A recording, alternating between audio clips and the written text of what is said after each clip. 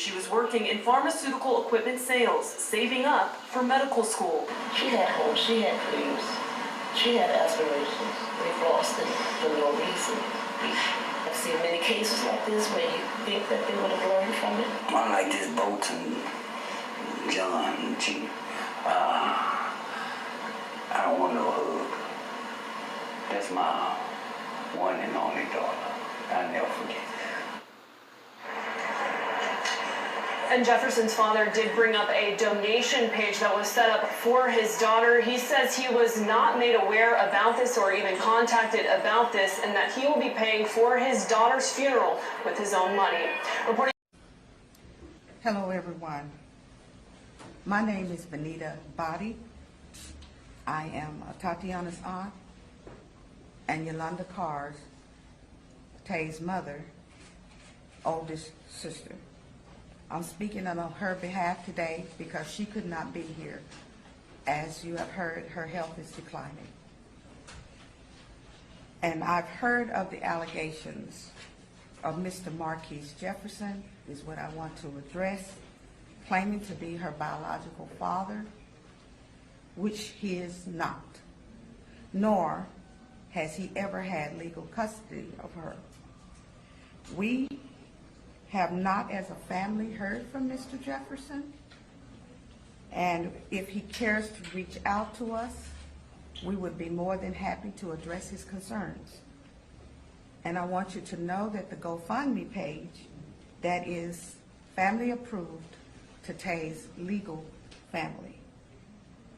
And I thank everyone for their outreach, for their giving, and for the love that they have. Other family members and their legal representatives have left him out of the planning. He says red flags also went up when he discovered a GoFundMe account in his daughter's name. That GoFundMe went from $10,000 to $50,000 to $75,000. Bruce Carter is a spokesman for Mr. Jefferson. He says the grieving father went to the courts on Friday asking for a temporary restraining order, giving him control of his daughter's remains, her funeral, and burial. A Dallas County judge signed that order late Friday afternoon. Jefferson held a press conference announcing he's not authorizing the funeral other family members planned Saturday at the Potter's House, Dallas. He's holding his own service next week. When you raise money for a specific purpose, and that money is not needed, I believe that you're defrauding the people who are weakened at heart that wants to do something. Jefferson claims he told Tatiana's relatives money wasn't needed for the funeral because he had an insurance policy to cover that. David Henry. Hey, what's going on, fam? So as you can see in those couple of clips you just saw, what's basically been happening is Tatiana Jefferson, when she died, when she was murdered, her father came out and said, I'm not for the hugging and the forgiveness. He was basically talking on code. What Sleazy Merritt did is, because his settlement bags are tied to hugging and forgiveness and getting the cop off lightly, him and Benjamin Crump, they had the family come out and distance themselves from Tatiana's father. And I guess Sleazy Merritt thought that was the end of it. But as you can see in those clips, and what I'm going to read here, a quick article,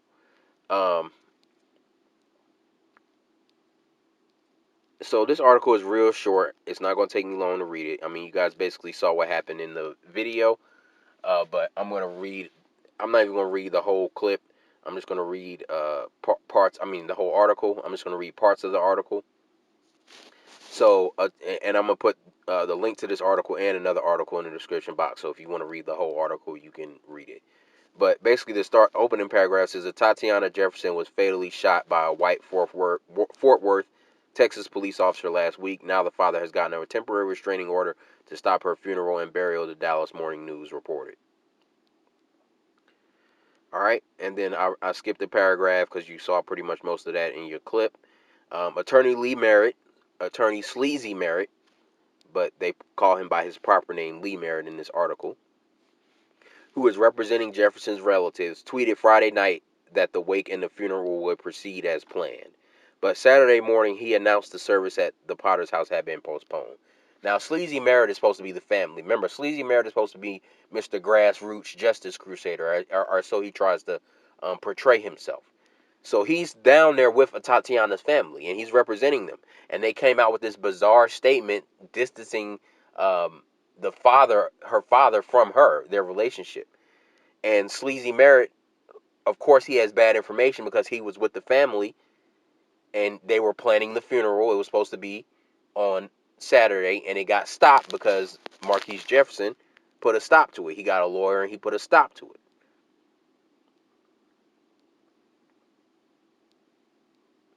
So, anyway, Dallas County Judge Brenda Holt Thompson signed a restraining order Friday afternoon and granted Jefferson's father, Marquise Jefferson, full authority to make arrangements for the funeral and burial.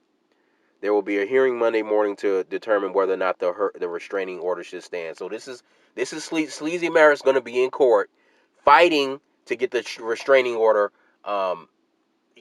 taken down or removed or whatever you call it when you have a restraining order, thrown out. Representatives for Marquis said at a news conference Friday that the funeral will be noon at the Francis Webb Baptist Church thing, blah, blah, blah. In the application, Marquis said that he was denied a role in making the arrangements, as you guys saw in the clip, of the funeral and by Jefferson's relatives, and in particular Aunt Bonita Body. Body's first name is Venita. The application says unless the court prevents Body and Golden Gate Funeral Home from allowing the funeral to happen, Marquise will suffer immediate and irreparable injury.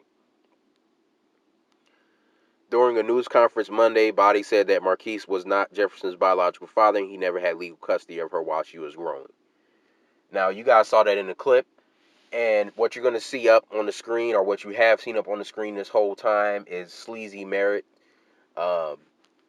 his tweet where he's supposedly talking to the quote-unquote real father. And notice how he goes out his way in this tweet to say that the real father is saying the same thing that the quote-unquote fake father says. And this is what I want to point out to the family, and this is really the only reason why I'm making this video, is because do not be fooled by these coons. Now, we know the MAGA, the Trump Republican Sambos, they have no shame, or they're not trying to hide the fact that they're a coon. They're openly advertising their coonery so that conservative white supremacists will give them money. However, fake pro-black coons, their whole job is to fool black society and actually make us think that they're on our side. That's what Lee Merritt's thing is. He wants black society, the black community, to think that he is a real grassroots pro-black lawyer, and he's not. He's a settlement bag scamming coon who profits off of black death. That's why he has this statement with the allegedly real father whose name is not on Tatiana's birth certificate, whose last name Tatiana never took on, who she never assumed this quote-unquote real father's last name, which means that he was most likely a deadbeat dad. He came over to America on some kind of visa. He got him some guts or whatever. He got him some vajayjay, and he took his ass right on back to Nigeria and let somebody else raise his child. If it's even true that he's the real father, and this isn't a total scam by Sleazy Merritt and the family. And that's if it's true that this Nigerian man is her real father. Or her biological father. Let me not say her real father, but her biological father. Because even if he is her biological father, Marquise Jefferson is her real father. That's why his name is on the birth certificate. That's why she kept his last name for her entire life. And she was 28 years old. So she was well within the age to change her last name under her own recognizance. It's not like she was 12 and she was forced to have Mr. Jefferson's last name. And as you can see, Mr. Jefferson has now been forced to take legal action in order to give his daughter a proper burial because of the involvement of Sleazy Merritt. This is why I made those last 3 videos I made about Sleazy Merritt. This is why we need to be, I don't know, I hate to say it, but people just need to listen to me. It kind of comes think to mind like the Marion Williamson thing, and how a lot of black people, I got a lot of pushback from so-called ADOS on exposing Marion Williamson. But it's this, and I'm not saying that I got pushback with the Lee Merritt thing, but all I'm saying is, I hate to say it, but I told you so. This just further proves and even if this didn't happen, I was already certain that Sleazy Merritt was a Sambo, but he still had avenues to deflect because he was still trying to cover up his coonery. But now it's fully out in the open. Now it's fully out exposed for everybody to see. Sleazy Merritt is a settlement bag scammer, and as soon as you see him in the mix, know that white supremacy is at work and is at play and is setting up some kind of trick bag on the back end. So whenever you see Sleazy Merritt coming around to profit off of Black Death, whether it's Joshua Brown's family, who he's supposedly representing, or now Tatiana's family, or the Botham Jean family, who he already represented, just know at the end of the day, when you see Sleazy Merritt or Benjamin Crump, white supremacy is working a deal behind the scenes. Just understand that automatically, family.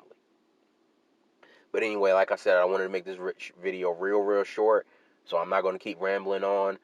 Check out the links, two or three articles I'm going to put in the description box.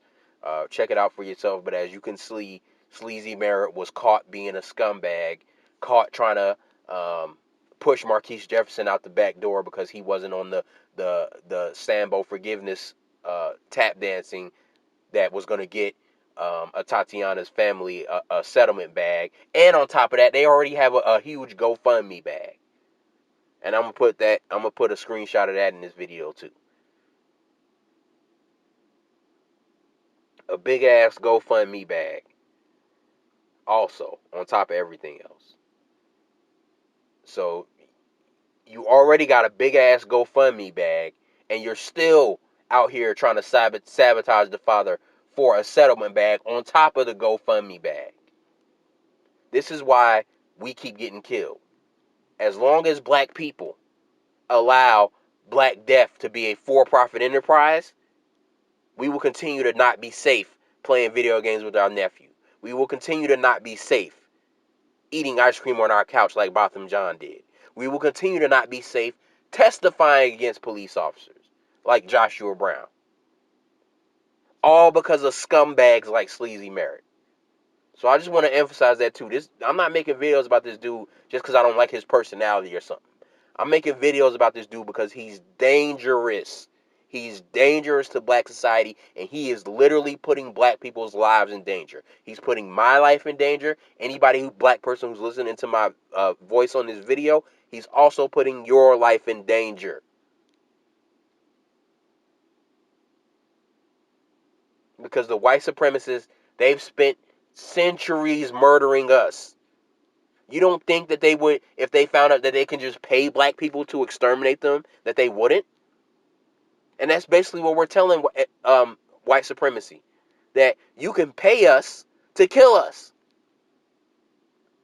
Because you kill us and then our family will take a bag. And then you can kill another one of us and our family will take a bag until it's only one of us left. Or only a few of us left. Then they'll just wipe off the rest of them that's left. Yeah, you'll be rich niggas because you'll have taken all the money for all the black people that got killed. You'll have taken payoffs. But then once you're such a small amount, okay, now we can just kill off the rest of them and not have to pay any Negro anything. This is a genocide that people are co-signing. And even though I talked about Sleazy Merritt, let's not forget the family too. Because the Tatiana Jefferson's family isn't the only one that has literally sold their family member's life and sold their family member's justice for money. Botham Jean's family just did it. Countless other families of police brutality who've forgiven have done it. So this is not unique. This is not new. This is just what they do. And it's a problem in our society. It's a problem, not just scumbag lawyers like Sleazy Merritt, but again, these families. That just shows that it's actually something that's now become ingrained in black society. That we're literally willing to sell our children. We're literally willing to sell our children's lives for money.